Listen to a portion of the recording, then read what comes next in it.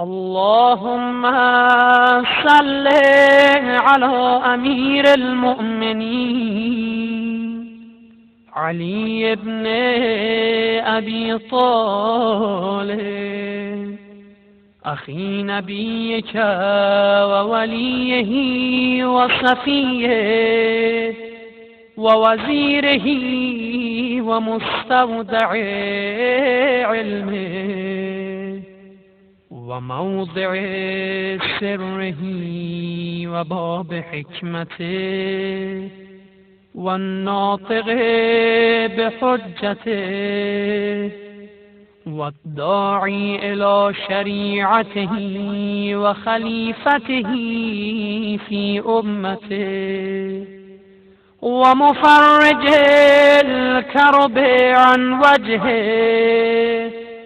قاسم الكفرة ومرغم الفجرة الذي جعلته من نبيك بمنزلة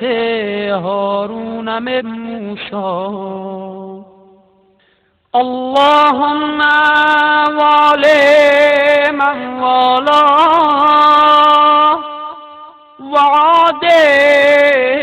من عاداه وانصر من نصره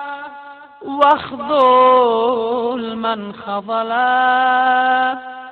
والعن من نصب له من الأولين والآخرين وصل عليه أفضل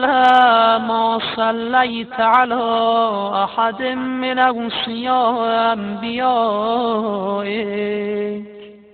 يا رب العالمين.